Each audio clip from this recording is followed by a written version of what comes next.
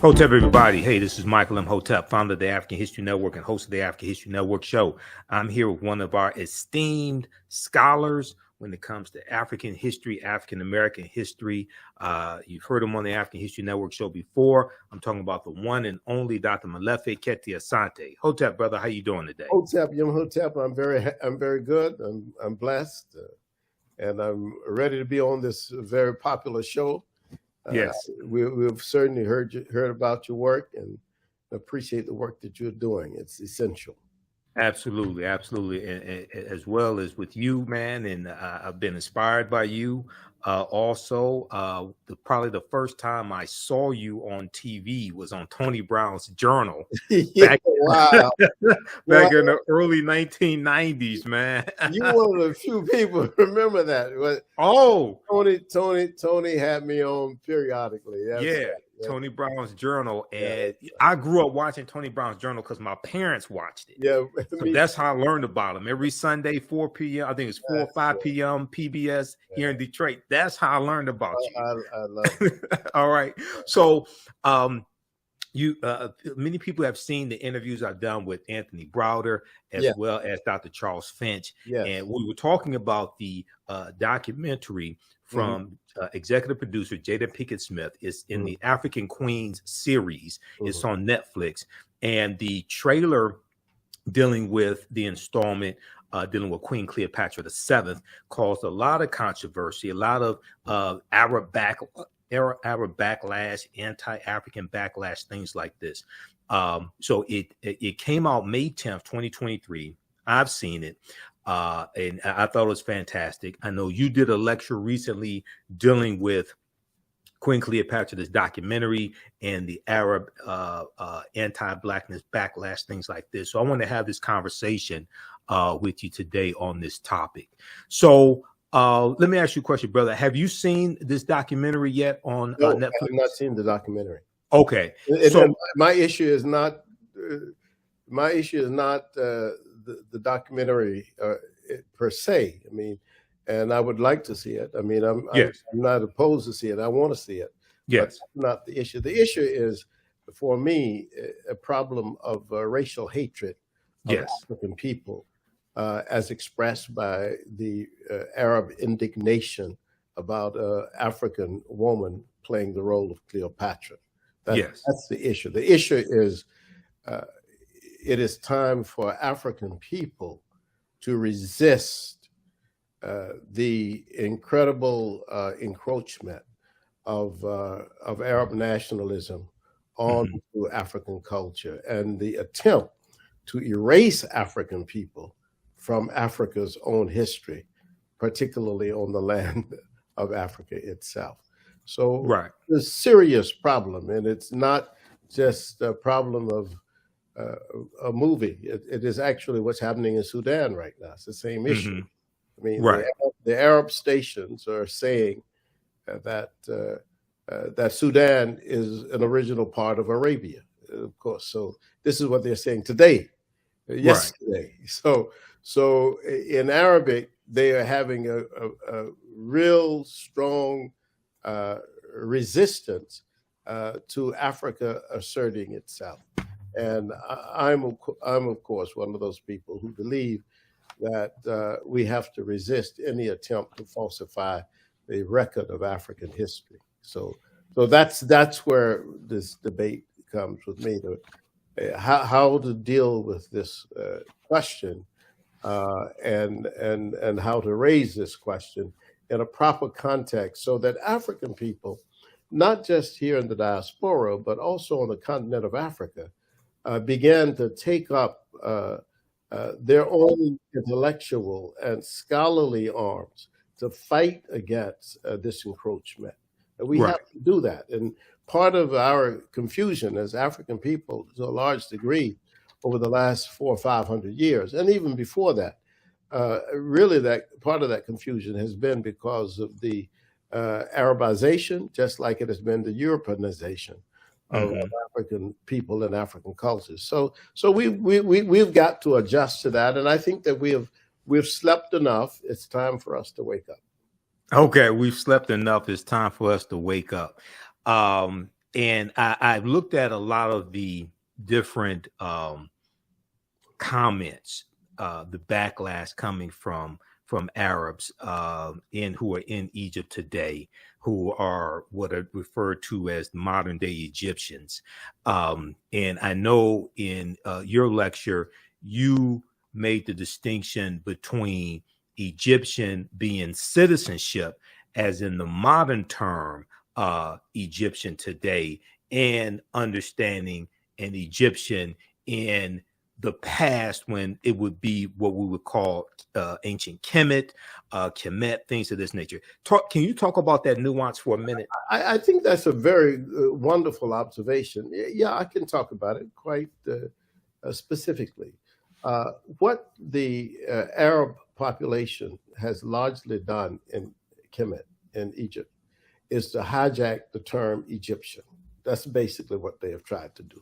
Yes. And the idea is that the way they have done it is very interesting, because what they have done is to claim that ancient Egypt was the same as contemporary Egypt.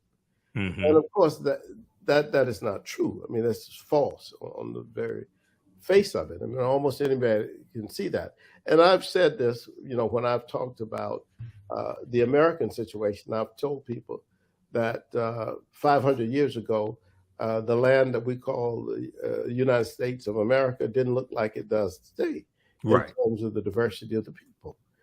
So that to claim that Egyptian today is the same as the Egyptians who built the pyramids, or Egyptians who built the temples and the tombs and created writing is a false thing. And not only is it false, but it also disrespects the Black people who are direct descendants of those ancient Egyptians who still live in Egypt. So right. It's like, wait a minute. I mean, we're still here. It's almost like you white Americans saying basically the Pueblos in New Mexico were created by Europeans. The right. Americans are still the people who the DNA people who created them are still here. Exactly. So it's a very weird kind of situation. And years ago, one of the great Nigerian philosophers, Chinwezu, warned us that this was coming. He anticipated that what there would be a very strong attempt on the part of Arab nationalists to, in fact, redefine the Nile Valley civilization as Arab civilization. And of course, we are seeing this encroachment day by day. And Jada Pinkett-Smith did a profound assertion, and her production crew did a profound assertion that was based as much on fact as anybody else could have done. I mean, and I think that is the thing. I mean, we have every indication that Cleopatra, we know, well, first of all that Cleopatra was not German. We know she was not English. We know she was not Arab. In fact, we know that we don't even have an Arab population in Kemet in large numbers until the 7th century, this era. So we know these facts. I mean, and you have a guy like Zahi Hawass, who basically is a salesperson. That's what I call him. He has now tried to rehab himself because he got into difficulty before, and now he's trying to rehab himself by being a salesperson for tourism in Egypt. That's what he does. That's his only thing. And so to do that, he often has to tell things that are untrue and say things that are not correct. And he did that in Philadelphia. We demonstrated against him when he came to Philadelphia for that. When was this? This was several years ago when they had the King Tutankhamun exhibition at our Franklin Museum. It was wonderful because he was cornered by an African American woman reporter, Helen Blue, and Okay. she said to him, Mr. Hawaz, why do you keep saying that King Tut was not black? Was he black? And then he simply, out of exasperation, said, yes, he was black. So leave me alone, basically. You see what I'm saying? Right. So right. then I've followed him. I've watched his work. His work is Right. to be drama for Egypt. And the drama for Egypt really creates excitement in European countries for, well, I need to go and see what Hawass has seen. He's right. But there are no Arabs in ancient Egypt. There's no population of them. Cleopatra could never have been an Arab. That was not possible, you see. Exactly. So exactly. It's a very, very strange situation. And the smartest thing, and I wrote this in my book. I wrote a book called Culture and Customs of Egypt. And this book published several years ago, maybe 15 to 20 years ago. And I tried to put this business to rest at that time. And for a long time, I thought we had really solved this issue with history. This is a historical situation. It's not a situation that Black people are having some opinion about something. This is a historical fact, you know. So let's deal with the historical facts. And that's what I've tried to do with the whole question of Cleopatra, you see. Right, exactly. So I want to show this timeline of history here just very briefly for people who may not be familiar with this information. And then I want to show you a couple articles here, because I've been dealing with this on the African History Network show as well. And, you know, I'll have people who I guess they're Arabs who will, you know, make these anti-Black statements and different things of this nature. But first off, if we look here, let me flip over here. Okay, so this is a timeline of dealing with global African history that I use. This one here is from past.org, blackpast.org. They have about 6,000 pages of articles dealing with African history and African American history. But if we just look at this here briefly, okay, so 332 BC, that's an important date that we need to understand. 332 BCE, before the Common Era. You have Alexander the Greek, or Alexander the Great. He conquers Egypt, okay, and then we know he dies in 323 BC, and one of his generals, Ptolemy I Soter-Lagi, becomes ruler of Egypt. Okay, when we look at we go down, we don't see the Arabs come in until 639 AD. Okay, now Cleopatra VII was born in 69 BCE, before the Common Era, 69 BCE. So she's born about close to 700 years before the Arabs invade in Egypt. All right, so what I saw in some videos, like on social media, some comments, things like this, Arabs who are there today, whose citizenship is Egyptian, were claiming that Black people were trying to steal their heritage. Or go ahead. It's the direct opposite. Yes. No. It's not Black people trying to steal Arab heritage. It's the Arabs trying to steal Black people's heritage. Exactly. No, come on. No. You know, it's one of these weird worlds. I mean, yes. In fact, what we have to say, and this is very interesting, and I've had this debate for 40 years with many people from that part of the world. What we have to say is that there was conquest. That's true. That is correct. The Arabs did come in, and they came in actually at the invitation of African people. The African people asked the Arabs to come in and help them throw off the Romans, because after the death of Cleopatra, the Romans took over and they took charge of Kemet. And after so many 100 years, the Arab military was growing strong because of Islam. They had battled many people and conquered many people. So they were asked to come and help throw off the Romans, which they did. And the general was called Amir el-Az. El-Az stayed. He decided that Egypt was a good place. Why go back to the desert? This is a very, I'm in the fertile territory of the Nile River. Let's just stay here. And then, of course, brought many, many Arab people into Egypt. And that began the domination of the culture and the enforcement, of course, of the Islamic religion. But it was the Arab conquest of Egypt that really created this whole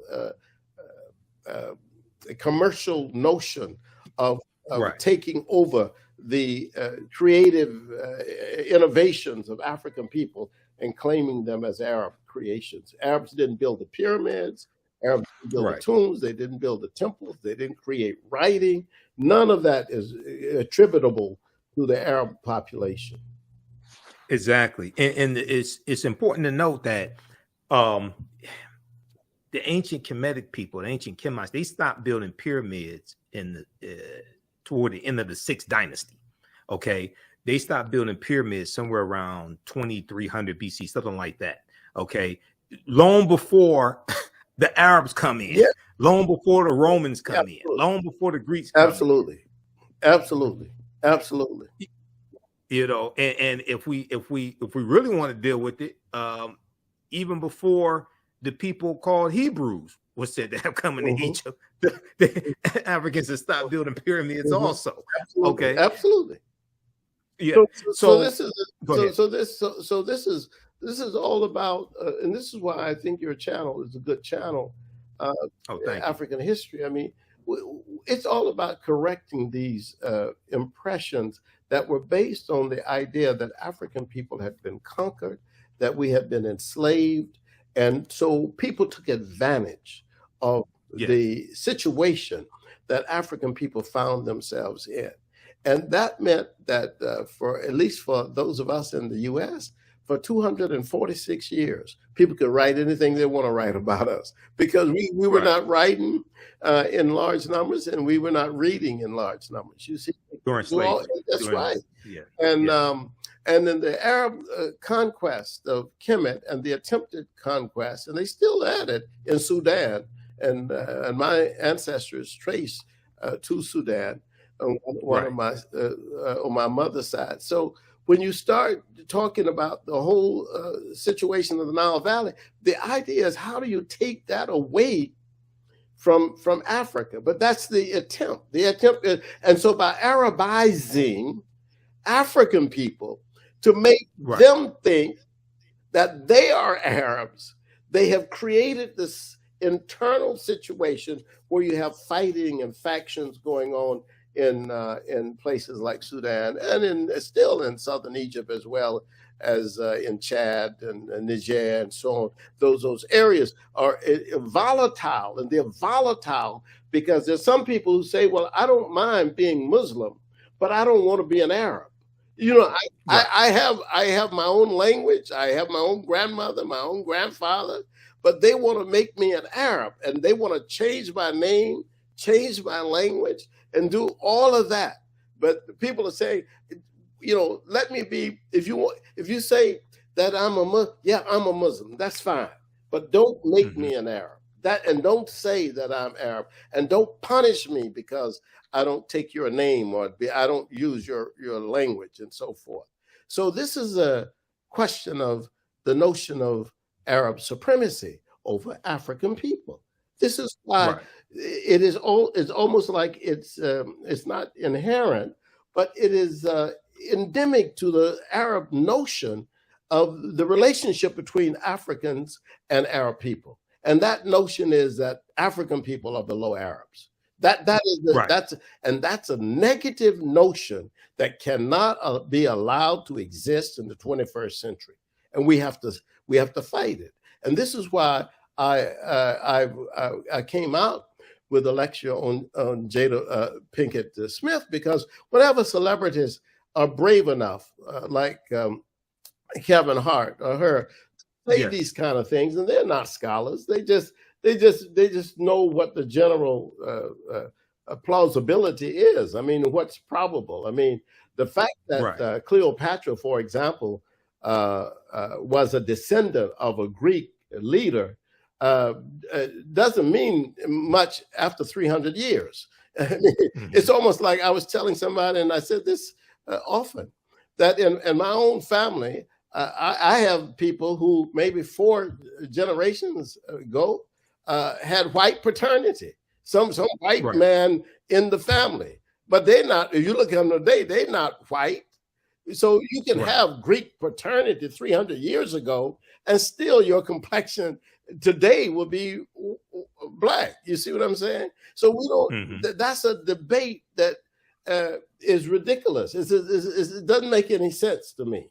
And some people say, "Well, she was of Greek descent." Yeah, and Henry Louis Gates says 30% of all African Americans have white paternity. They are of white descent because of the rape of the enslaved African women on the plantations. So you got 30% of us have that, but today we don't go around saying we're white. This is not a. That's not, Yeah, most of us don't. Yeah, most of us don't. Some of us may think Michael, like Clarence Thomas, but you know, me. You were very correct. I get your point though. But you're right. I can't get too passionate about this because you're right. I can be proven wrong on that. But I think basically what I'm saying is that the debate about what complexion Cleopatra is. I mean, the plausible thing, the most likely thing is that she was number one of dark complexion. That's the most plausible, given the fact that that the Greeks were just a ruling class in Kemet at the time, and they ruled for 300 years. At least that particular family ruled for 300 years. But that particular family, as a Greek family, I am sure, I don't know, but I am sure they had African people in that family. They had to have. They're in an African country. They are surrounded by African people. They're ruling and serving and working and fighting in the army that's basically African army. Wait a minute. And you're telling me for 300 years, this pure Greek white family ruled in Egypt and there were no blackness in there? No, that's not true. And in fact, Arsinoe, the fourth, who was Cleopatra's sister, has been proven to be of African descent. So exactly, I'm gonna show an article that deals with that. Absolutely, the BBC had a documentary dealing with that. Yeah.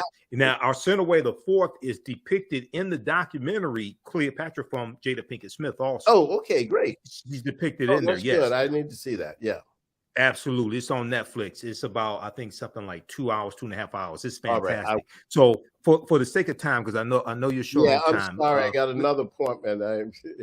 Okay, he made time to come on. We were trying to get him on last week, but he was in and out of town, so it was hectic. Let's do this. I want to show this article briefly. This is from NBCnews.com. This was one of the strongest statements against the documentary from the Egyptian government. The name of this article is Cleopatra Was Not Black. Egypt Tells Netflix in Growing Feud Ahead of New Series. Now, first of all, I just want to make it clear, the documentary series is not saying that Cleopatra was black as was, say, Queen T or Queen Nefertiti or Nefertari or anything like this. What it's saying was basically she was melanated, and she looked more like Adele James, who portrayed Cleopatra in this series. And Adele James is biracial. She's a black British actress. They were saying that Cleopatra looked more like Adele James than she would have Elizabeth Taylor in 1963 in the movie Cleopatra. Okay, that's correct. This is the argument that they're making. But if we just look here, just at a couple of quick here, it says here, let's see, go to the government statement issued Thursday marked an escalation in a feud that has sparked demands for the show's cancellation amid a broader debate over representation and popular culture. And if we look here, okay, Egypt has accused, let's back up. Egypt has accused Netflix of misrepresenting history by casting a Black woman to play Cleopatra, its most famous historical figure, in a new series. Queen Cleopatra, which is released May 10th, features Adele James in the lead role, a casting decision that the streaming giant Netflix says, quote, is a nod to the centuries-long conversation about the ruler's race, but which officials, end quote, but which officials in Cairo have dismissed as, quote unquote, blatant historical fallacy. Historical fallacy. Go ahead. Yeah, well, I'm not in the business necessarily of always supporting Netflix, but I want to say, sure, in this case, Netflix was correct. And the audiences who have decided not to see this film are missing out on something, from what I understand. Because of this controversy. But the Egyptian government is wrong. No government can take some sort of action to try to dictate history. And that's basically what they're doing. This is a very fascistic operation. I've been to Egypt 10 or 12 times. I've taken hundreds of people to Egypt, and I've seen Egypt. So it is very, very difficult. In fact, right now, Egyptians are writing me saying they disagree with the government. You know what I'm saying? Yes. I got people writing me saying, because I made this statement, and I'll make it here.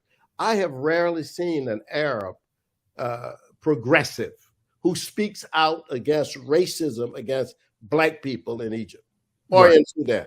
I've not seen that. I've seen Europeans who are progressives, who've spoken out against white supremacy, but I don't see the Arabs doing that.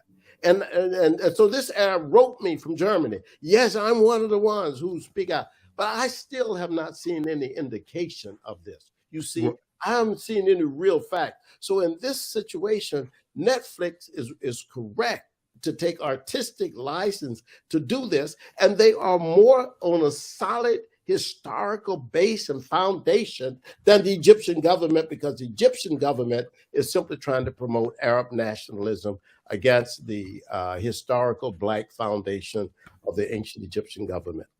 Right. And they're also trying to promote tourism as well. Absolutely. And tourism took a hit during COVID-19, but also their tourism has taken a hit with the Russian invasion of Ukraine as well. Absolutely, because the Russians were big people in the tourist business. When you would go, you would see a lot of the Russians. But now to say that that Cleopatra was Black, oh my goodness! The Europeans say, I'm not going to go to Egypt anymore. Yeah. Yep.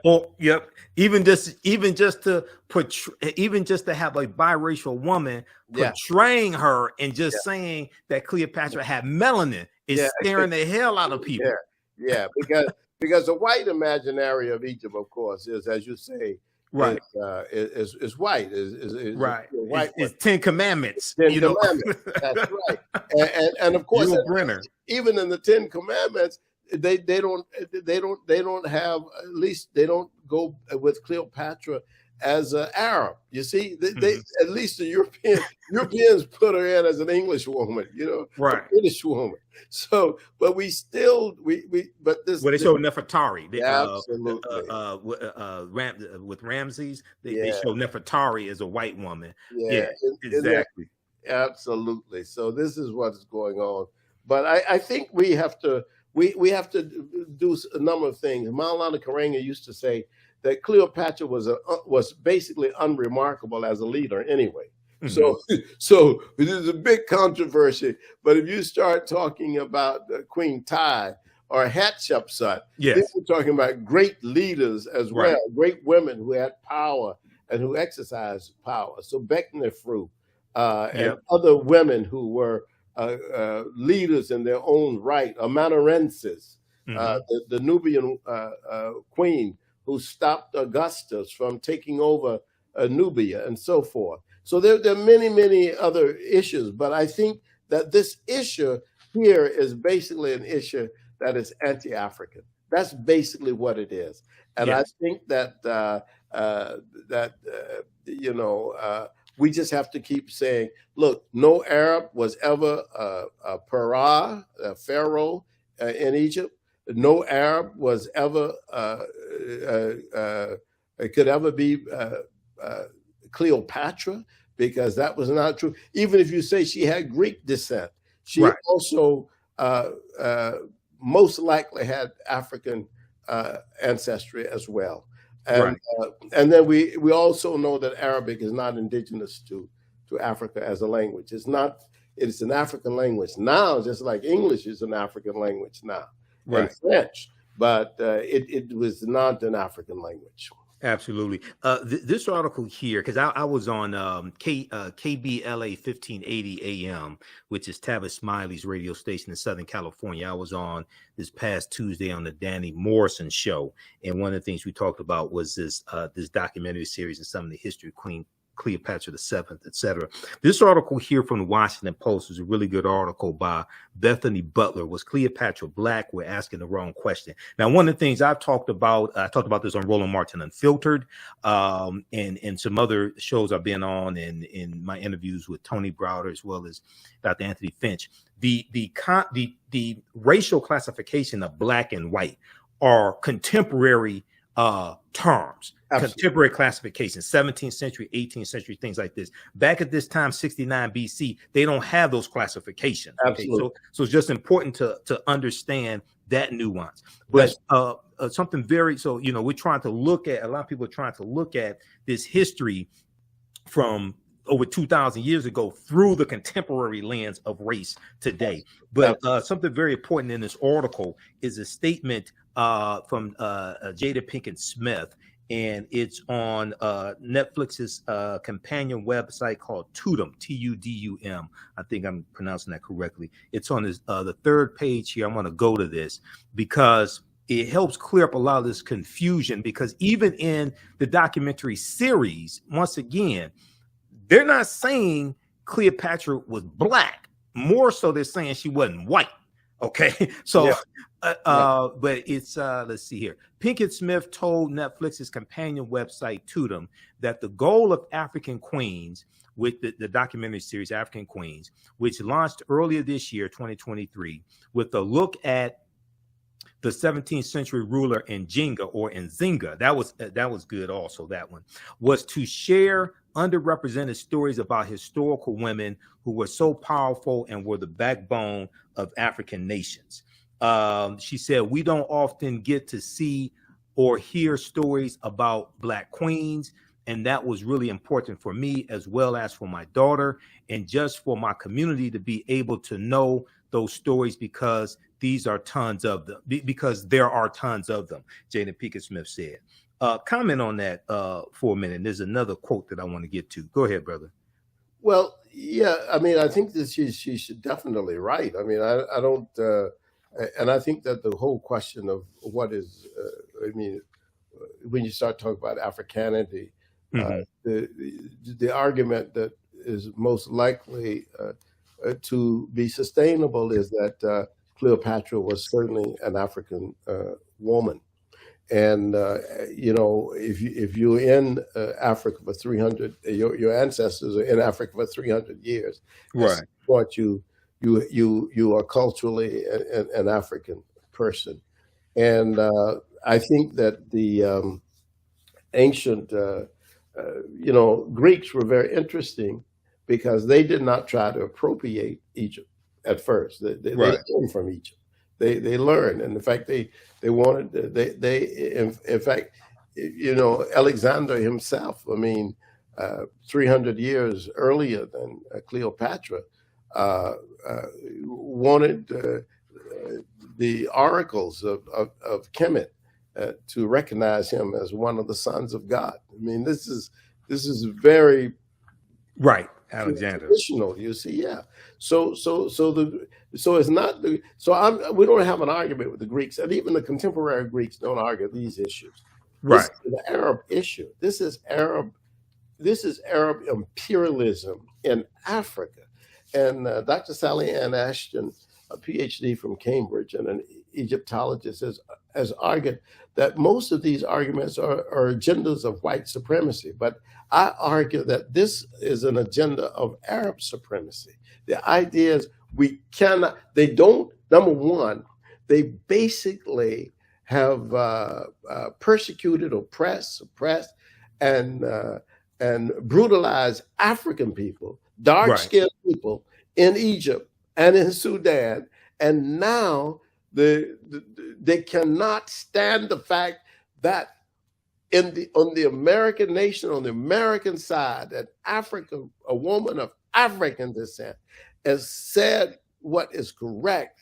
That, hey, wait a minute, I'm suggesting that this African queen is significant as an African person, and we come in all complexions. I mean, as right, we're the most diverse group of people on the face of the earth. I mean, right. in Africa, I've seen all kinds of people in Africa. You know, this is the African population is light, it's dark, it's brown, it's red, it's yellow.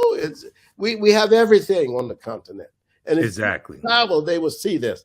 There's no argument. Why is there an argument? There's only an argument because this is a person who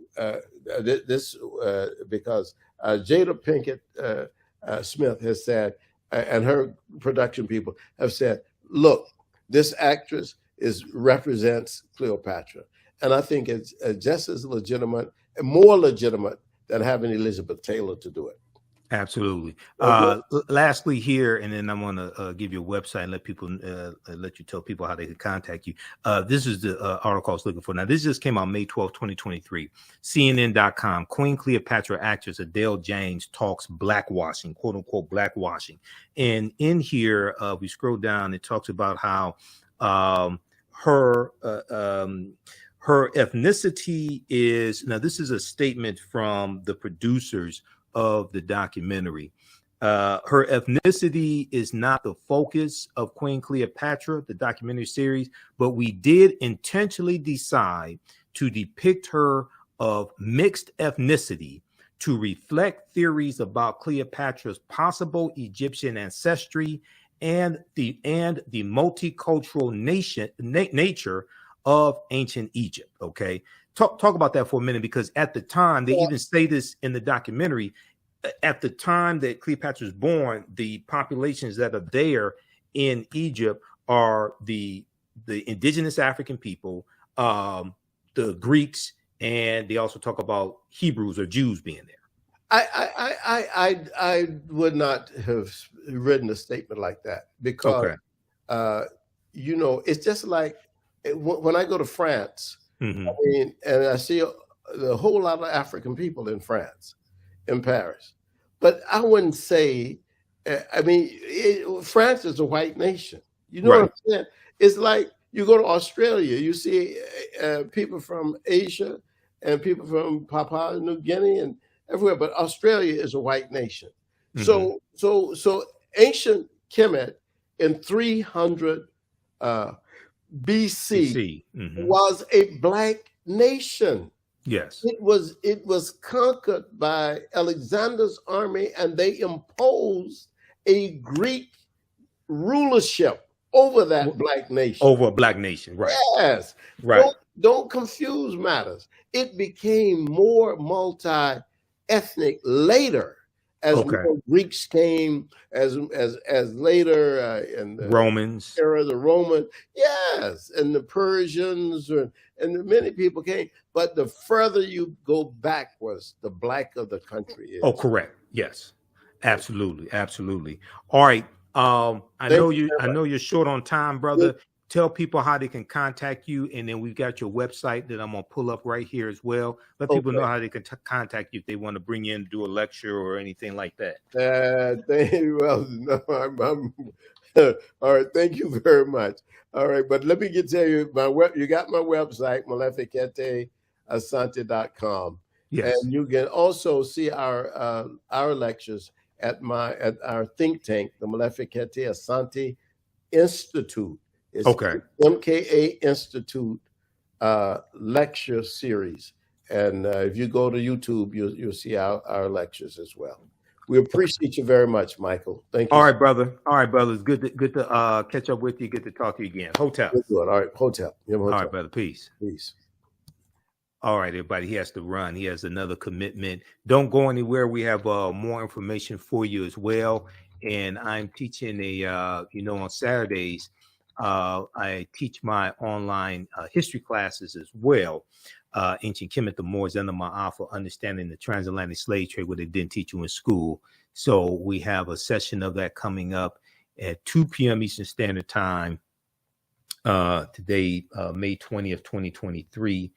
And we'll give you information about that. And we're going to do a free session of the class today. So you can register for that at our website, TheAHNShow.com, TheAHNShow.com. I'm going to post a link here.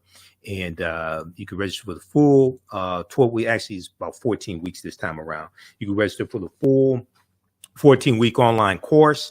We deal with thousands of years of history and what leads up to the transatlantic slave trade taking place.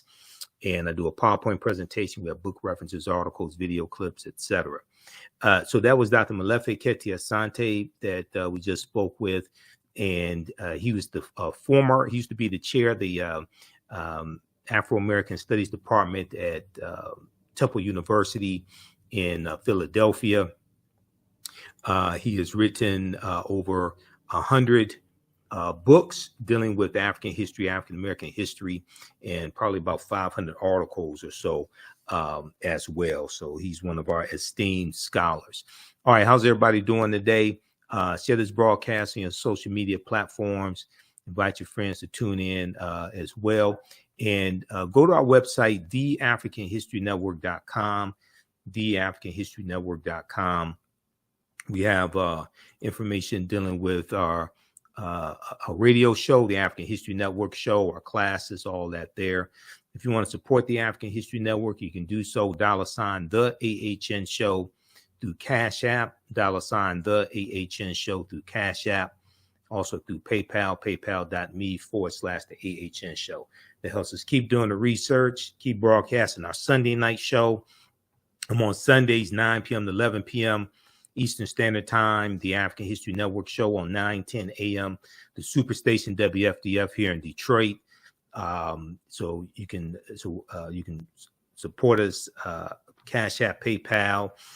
This is the interview I did with Tony Browder.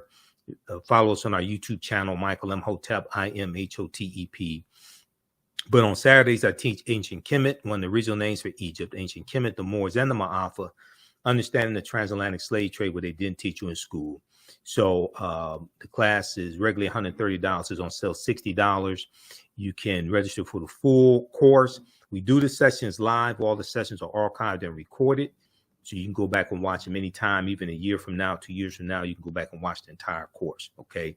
We're going to do, so register for the full course. And then we also would do a free class session today as well. So we'll have that link available here in just a minute at our website, TheAfricanHistoryNetwork.com. Now on Sundays, I teach Black resistance movements from the Haitian Revolution, U.S. Civil War, Civil Rights Movement, and Black Power Movement. That class is 2 p.m. to 4 p.m. Eastern Standard Time. And we deal with history from 1800 to 1968. Okay. Fantastic class. We deal with history chronologically to understand what happened to us after slavery ended and what led up to the Civil War taking place. What were the laws and policies put in place after slavery ended? And what brought us to where we are today to understand where we need to go from here. Your understanding of politics is directly related to your understanding of history. I'm a historian. I'm studying history for 31 years. I'm also a political commentator as well. You see me on Roland Martin Unfiltered on Fridays. I was just on yesterday. So you see me on Roland Martin Unfiltered, as well as for Raji Muhammad's show, The Culture. And I'm there providing historical analysis and political analysis. All right. So give us a thumbs up, give us a heart, give us a like on this broadcast. We posted the link. You can register for these online classes. We also have a bundle pack, a course bundle where you can register for both classes for $80. It's discounted. That's a $300 value, and you can register for both classes for $80 right now.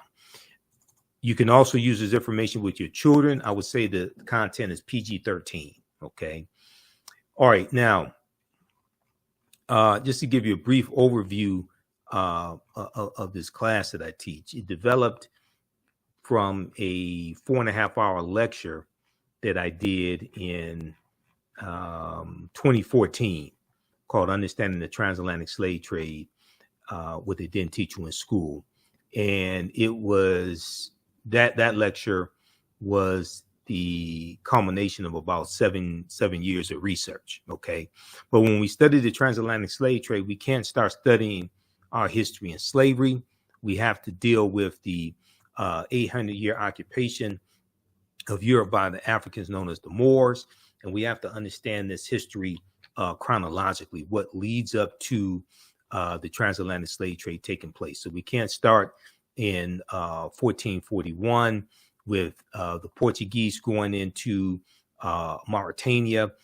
We can't start in 1619 in Virginia, okay, or Hampton, Virginia. We can't start there. And it's also important to note that African people were in the land that we call the United States of America going back at least 51,700 years ago. Okay, so, and you have to deal with the 800-year occupation of Europe by the Africans known as the Moors, because the Portuguese are the first ones involved in the transatlantic slave trade. The Spanish are the second ones involved. And Columbus is using nautical instruments that's based upon technology that the Moors introduced into Europe. And the teachings that the Moors take into Europe are going to bring Europe out of the Dark Ages. Okay. And the Moors are taking the teachings from ancient Kemet, ancient Egypt, into the Nile Valley region of Africa. And these teachings are going to save Europe. Okay. And if it had not been for the teachings from the Moors, probably millions more people would have died from the Black Death, the bubonic plague that hits Europe in spurts from 1347 Common Era AD to 1400. So this course not only deals with the transatlantic slave trade, but thousands of years of history that leads up to the transatlantic slave trade taking place. All right, so it's important for us to understand that African people are the original people of North, Central, and South America and have been in the land that we call the United States of America at least 51,700 years ago. So we look at things. So there's about seven books that we use as a reference. And I show you excerpts of the book on the screen. You don't have to buy any of these books to follow along in class. There's about 80 articles that we'll look at. We show that to you on the screen as well. This book right here, The First Americans Were Africans, Documented Evidence, from one of my friends, Dr. David Imhotep. Many of you have seen the interviews I've done with Dr. David Imhotep over the years. His book is backed up by 713 footnotes and 7 peer-reviewed articles. On page 4 of his book, he deals with evidence. He deals with a discovery in Allendale County, South Carolina, that documents an African presence in the Americas going back at least 51,700 years ago. Okay. This was discovered by Dr. Albert Goodyear, who's an archaeologist at the University of South Carolina. They found 13 different types of evidence thoroughly documenting an African presence in the Americas dating back at least 51,700 years ago. They found artifacts, architecture, campsites, carvings, Egyptian writings, footprints in lava, genetic M174D haploid groups dealing with DNA and genetics. They found linguistics, paintings, skulls, skeletons, structures, and tools. They found 13 different types of evidence thoroughly documenting an African presence in this country going back at least 51,700 years ago. This is long before the transatlantic slave trade. This does not mean that the transatlantic slave trade did not happen. It means that African people were here in this land that we call the United States of America as well as in the Americas tens of thousands of years before the transatlantic slave trade started. And this is why it's so important for us to understand this history, because if you think that you first came to this land conquered and shackled and chained by Europeans, okay, then you're going to be psychologically damaged from that. This was the truth of the matter is this was our land stolen from us. African people were here even before Native Americans came into existence. So now this is an article from ScienceDaily.com. ScienceDaily.com has articles dealing with science, archaeological discoveries, different things like this. This is an article about this discovery that Dr. Albert Goodyear made. It's from November 18, 2004. It's called New Evidence Puts Man in North America 50,000 years ago. New evidence puts man in North America 50,000 years ago. And in the article, it says, this is a summary of the article, okay? It says that radiocarbon tests of carbonized plant remains were where artifacts were unearthed last May.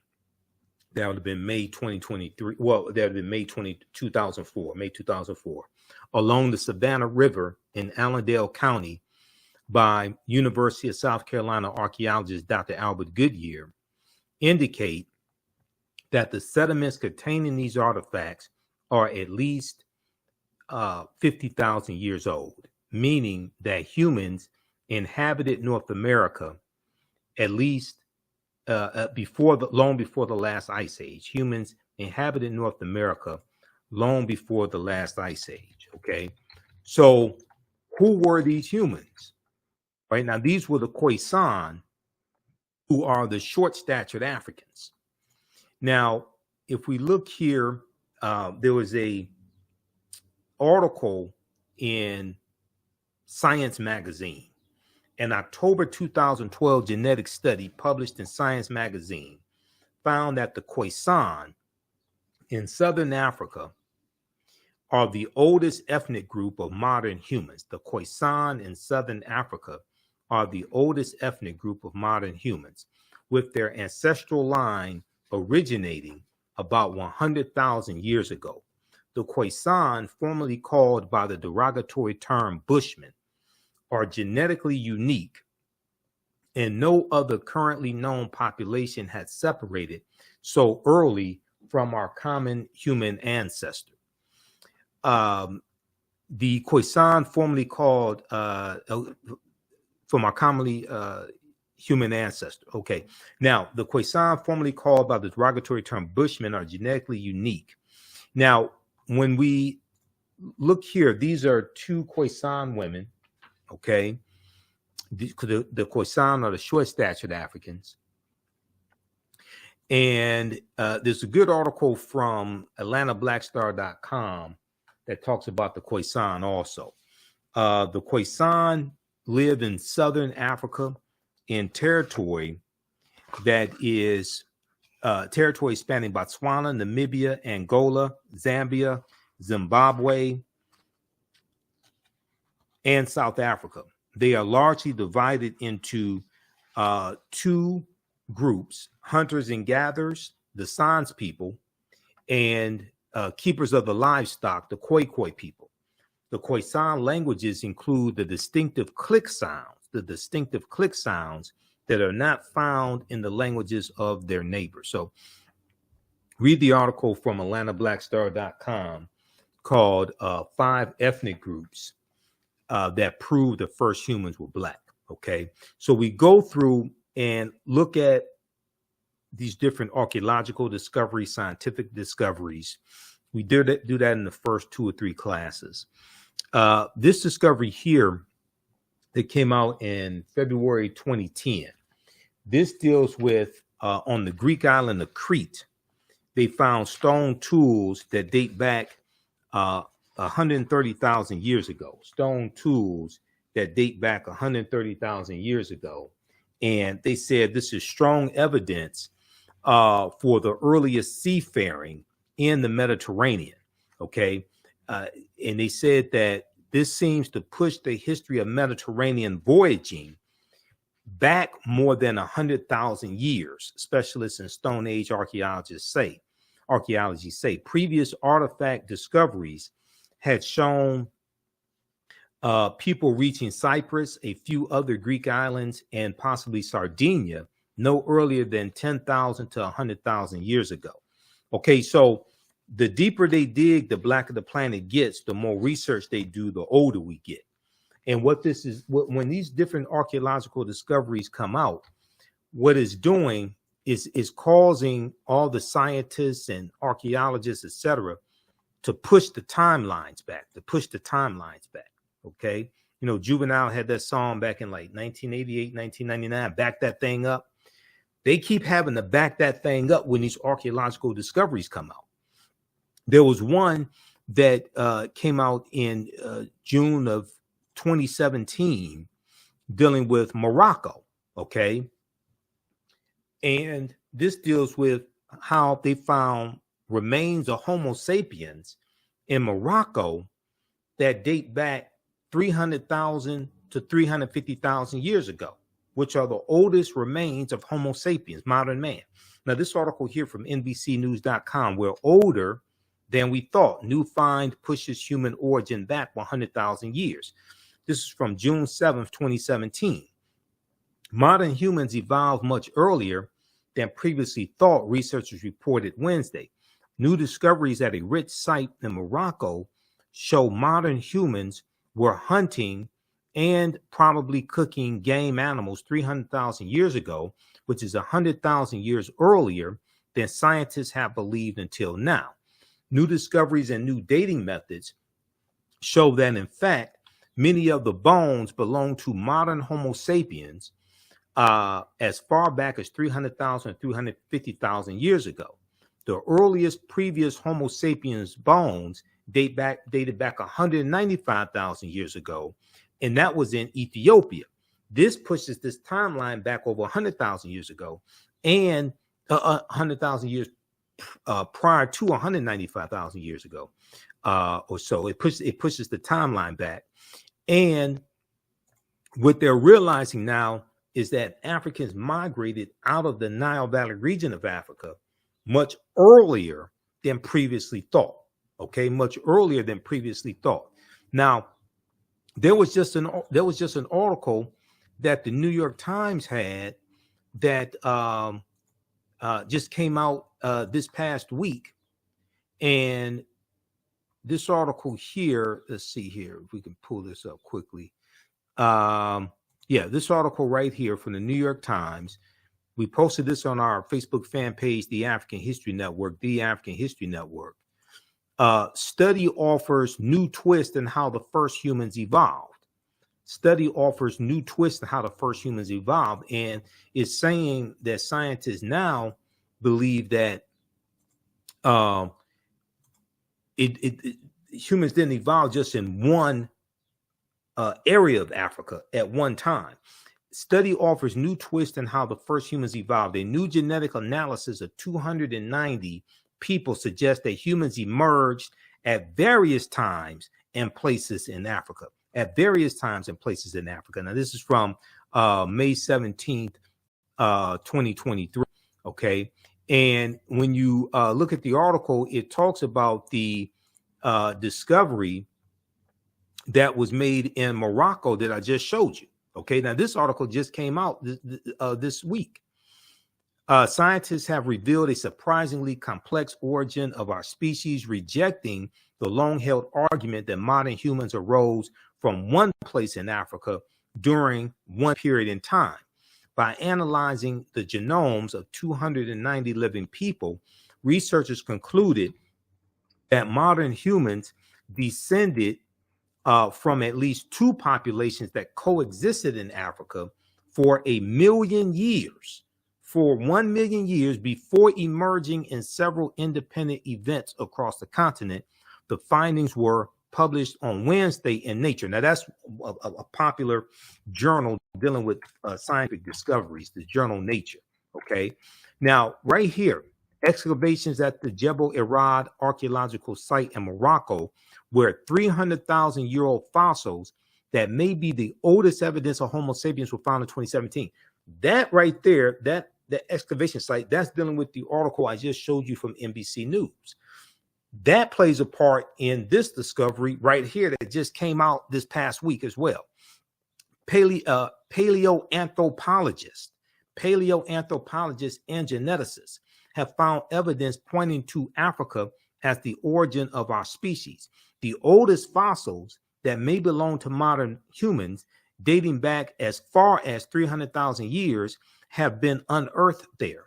So were the oldest stone tools used by our ancestors. Okay, so they're talking about the excavation site in Morocco. All right.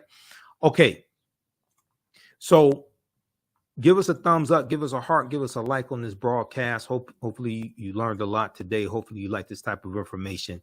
If you learned anything today, you like this type of information, be sure to register for the online history classes that I teach on Saturdays and Sundays. And we're teaching another session a day, 2 p.m. Eastern Standard Time. You can register for the full, this time around is 14 weeks. You can register for the full 14-week online course. You can go back and watch the previous sessions that are archived, because we do them live. All the sessions are archived and recorded. Today's session should be the last session. This would be session number 14 that we do today, 2 p.m. Eastern Standard Time. We're making today's session a free session. When you go to our website, TheAfricanHistoryNetwork.com, TheAfricanHistoryNetwork.com, you can register for the free class session today, and be sure to register for the full online course that I teach. Okay. Because that helps finance this research, that helps support the African History Network, that helps us keep doing the research, stay on the air, broadcast our Sunday night show, pay some of the bills, etc. All right. And I teach the class on 2 different digital platforms, so I have to pay each month to teach the class as well.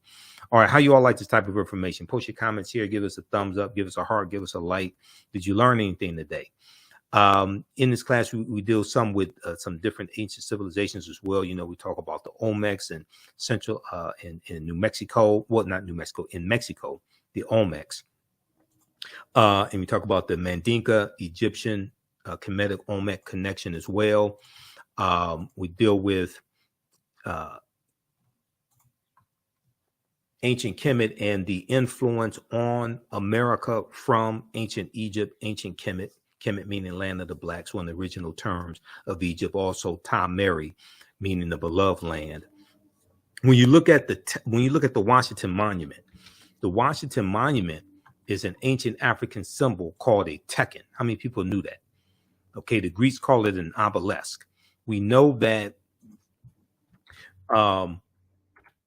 teachings from ancient Kemet helped form the foundation of the teachings in Freemasonry, and 50 of the 56 signers of the Declaration of Independence are Freemasons. Okay, 50 of the 56 signers of the Declaration of Independence, 1776, were Freemasons. George Washington was a Freemason. So there were 1,200 Tekenu all throughout ancient Kemet. All right, today they're less than 12, it's somewhere about 7 or so. And they've been taken to places around the world. They've been taken like New York City, London, England, Paris, France.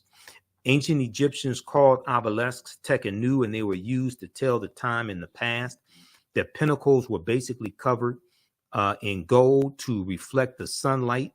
Historians say that obelisks represented immortality and eternity, and their long structure helped connect the heavens and the earth. Now, currently, Cleopatra's Needle is the name given to 3 ancient Egyptian obelisks or tekenu, one in New York City, one in London, England, and one in Paris, France. However, they do not all come from one Egyptian site. The obelisks in New York and London are carved out of red granite from the quarries of Aswan, a major source of stone for Egyptian antiquities. The 2 obelisks were commissioned by Nesubiti or Pharaoh Thutmose III, or Per-As, as Dr. Molefi Kete Asante said, was the original term that we would use. Nasubiti would be a term as well.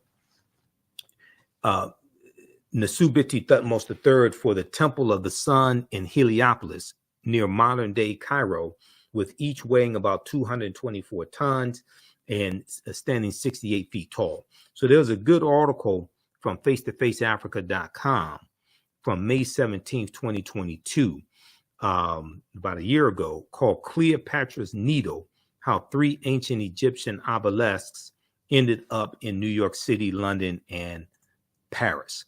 Okay, and the Tekken is a symbol that comes from the story of Asar, Aset, and Heru. Now, this may go outside the circumference of some people's awareness, who are also known as the First Holy Trinity.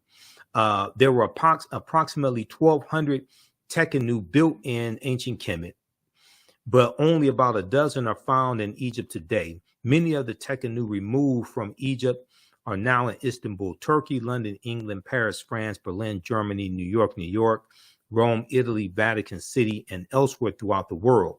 The Tekkenu are now called obelisks by their new owners, and few people know their origin or that they symbolize the resurrection of the African king Asar, who the Greeks called Osiris, who you see depicted here in the middle, stooping down, okay? Asar, Aset, and Heru. And Heru was born of a virgin birth on December 25th to the virgin Aset. And it's going to be from Aset and Heru that we get the story of the Black Madonna and Child that was worshipped all throughout Europe, including in France, because there's about 300 depictions of the Black Madonna and Child in France. Runoko Rashidi talks about this in his book, Black Star, the African Presence in Early Europe. From the Black Madonna and Child, we get the decolorized version in the story of the White Mary and Jesus, the decolorized version. But you have to understand where that all comes from. Okay, now somebody asked a question about the class. So we have the information on the homepage of our website, theafricanhistorynetwork.com, theafricanhistorynetwork.com. Let me go back to it. So the full online course is on sale, $60. That's a $300 value because they're going to be 5 free lectures that you get from me also that will be in the video library. So when you scroll down our website, theafricanhistorynetwork.com, we have the information right here. It's on sale, $60, regularly $130. And next class is today, 2 p.m. Eastern Standard Time. So I'm about to get out of here to get ready for class. And we'll have a free class session today, but you can register for the full 12-week online course. Click here to register for the full 12-week online course.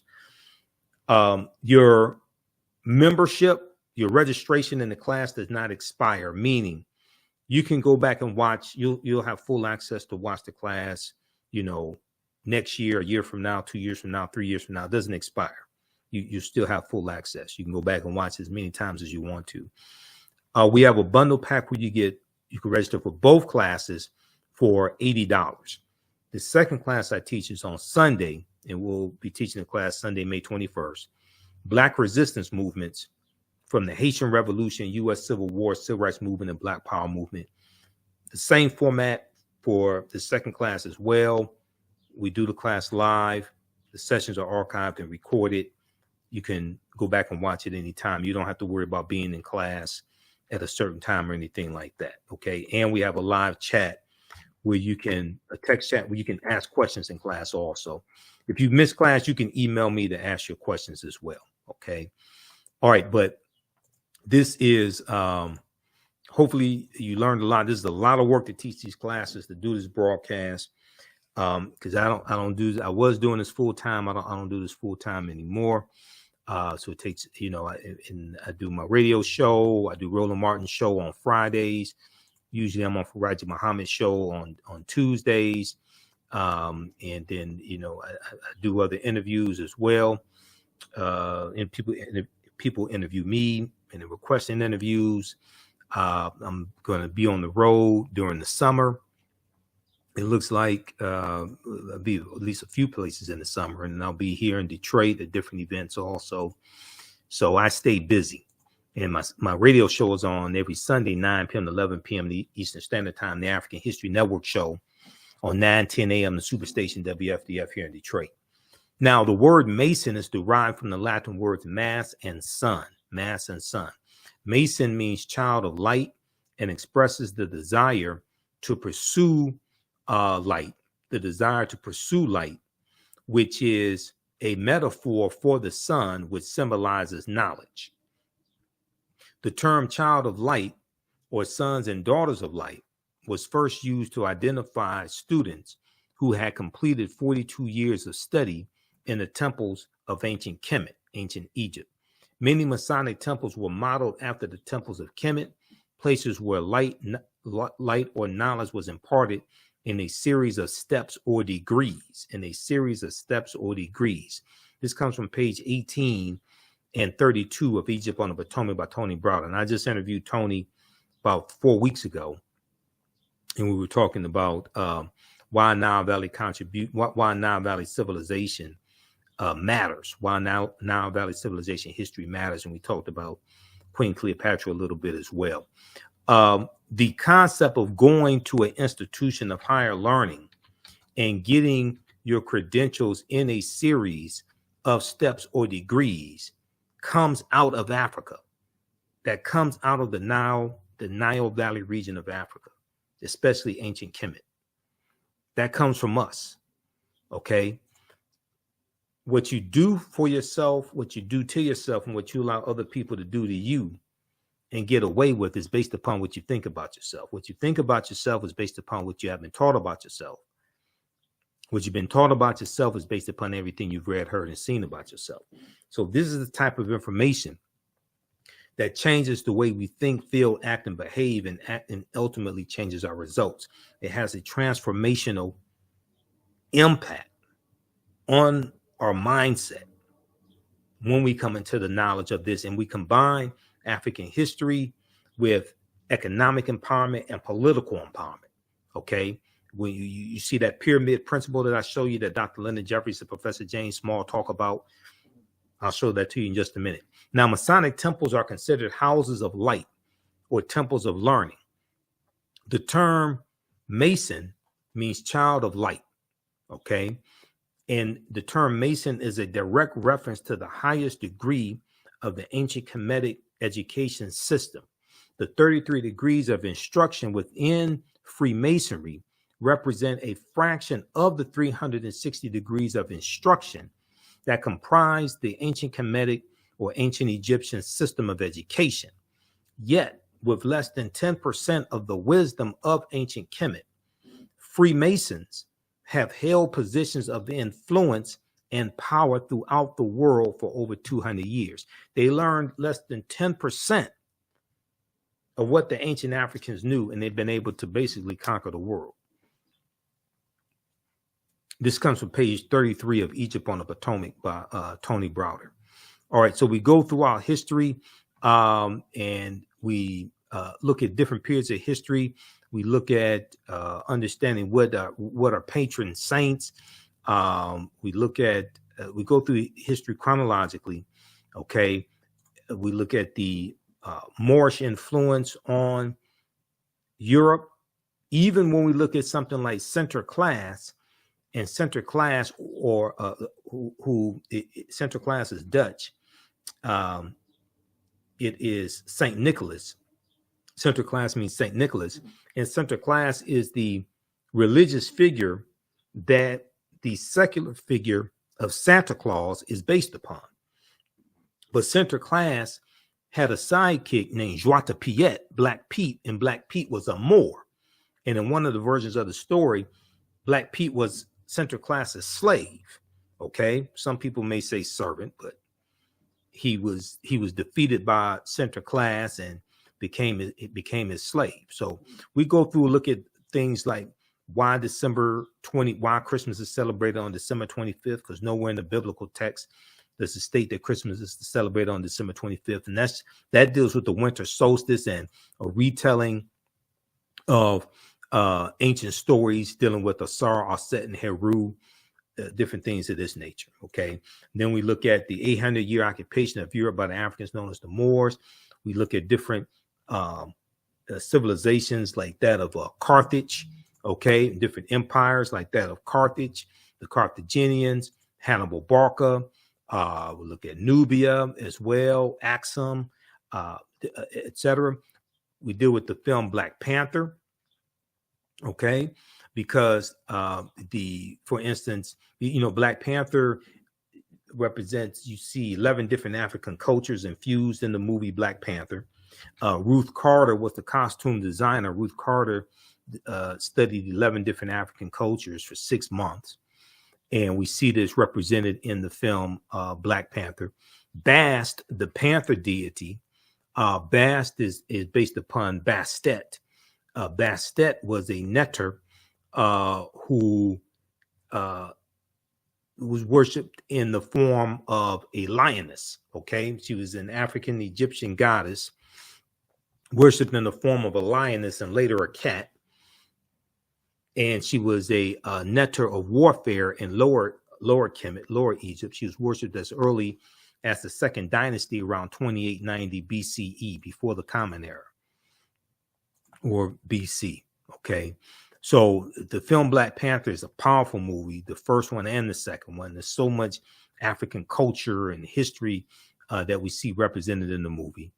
And then we go through and we look at the Moors going into Europe as well in 711 AD, and who are the Moors and the impact that the African Moors had on Europe and what they're taking into Europe. George G.M. James in the book Stolen Legacy said that the Moors were the custodians of the ancient Egyptian mystery system. And the teachings that the Moors take into Europe are going to bring Europe out of the Dark Ages. These are some actual slides from the class that I teach. So I created all the slides. I put together the curriculum for both classes. I've been studying history a long time. We talk about 711 AD. General Tariq ibn Ziyad goes in and conquers Spain, the Iberian Peninsula, and the Moors are going to settle in the southern portion of what today we call Spain. Okay, and he's going to he and his cavalry, they're going to conquer. They go into the Spanish city of Toledo, and they are going to end the European dominance of the Iberian Peninsula, because it's under the control of the Vandals and the Visigoths at this time. This is who he's fighting against, especially the Visigoths. This is who he's fighting against and defeating. Okay. All right, so we'll deal with the history of the Moors, and we'll see how the transatlantic slave trade evolves. And it starts with the Portuguese, and then we see the Spanish are right behind them, and we're going to see that Christopher Columbus greatly extends the transatlantic slave trade, and because of his 4 voyages and the territory that he conquers. And these areas that he conquers have never recovered from being conquered over 500 years ago by Spain. Okay. He goes into the Bahamas, Cuba, Hispaniola. The western third of the island of Hispaniola is where Haiti is. He goes into the West Indies, Puerto Rico, Jamaica, Trinidad, Venezuelan mainland, South America, Panama, Honduras, etc. Okay. So we see the conquering of the Taino and the Arawaks, things of this nature, the conquering of the Saboni, the conquering of these Native Americans in these areas like Jamaica and Hispaniola. We're going to see Africans being brought in to these areas around 1501 or so. And then we're going to see the expansion of the transatlantic slave trade with the Asiento de Negros of 1518, signed by King Charles V, okay, also known as King Charles I. And the role that Bartolomeu de las Casas plays, who was a bishop who traveled with Columbus on many of his voyages, Bartolomeu de las Casas, okay, and the importation of black slaves to work in the Americas was the inspiration of the Spanish Bishop Bartolomé de las Casas, whose support of black slavery was motivated by humanitarian concerns. He wasn't necessarily concerned about the Africans, even though he is going to regret his decision to recommend that the Africans be enslaved. He is going to regret that decision and work the rest of his life to end the slave trade. But it's a little too late. It's a little too late now. It's exploded. African slaves were first brought to the New World shortly after its discovery by Christopher Columbus, or unconquering. Upon his arrival in the Bahamas, Columbus himself captured 7 of the natives for their education, quote unquote, their education on his return to Spain. However, the slave trade proper only began in 1518 when the first black cargo direct from Africa landed in the West Indies. So when they look at 1518, they're talking about the Asiento de Negros signed by King Charles V. Okay. Now, the transatlantic slave trade goes back to 1441, then start in 1518. But some timelines or some maps that you look at will look at 1518 as a starting point. They're really trying to, I would argue they're trying to minimize the severity of the damage and try to cut out about 60 years of the transatlantic slave trade. Bartolomé de las Casas argued that the enslavement of Africans and even of some whites, proving that in the early period, slavery did not operate according to exclusive racial demarcations, would save the indigenous Amerindian populations, which were not only dying out, but engaging in large-scale resistance as they opposed their excessively harsh conditions. As a result, King Charles V, King of Spain, agreed to the Asiento de Negros, or slave trading license of 1518. He signed this August of 1518, which later represented the most coveted prize in European wars, as it gave to those who possessed a monopoly in slave trading. You can't talk about the transatlantic slave trade and not talk about the Asiento de Negros. How many people have never heard of the Asiento? How many people have never heard of Bishop Bartolomé de las Casas? You can't talk about the transatlantic slave trade and not talk about the Asiento. This is just a fraction of the type of information that I deal with in these online courses that I teach, that I put together the curriculum, I put together the content, develop the slides, all of this. Okay. So if you learned anything today, visit our website, TheAfricanHistoryNetwork.com. You can use this information with your children, use this with your family. Register for the online courses right now. We have the bundle pack for only $80. You get this class and my second class that I teach on Sundays, Black Resistance Movements from the Haitian Revolution, U.S. Civil War, Civil Rights Movement, and Black Power Movement. And we'll see you in class today, 2 p.m. Eastern Standard Time. Remember, and also you can support the African History Network another way, $ the AHN Show through Cash App, $ the AHN Show through Cash App, and through PayPal, paypal.me/the AHN Show. So we have the information right on the homepage of our website as well.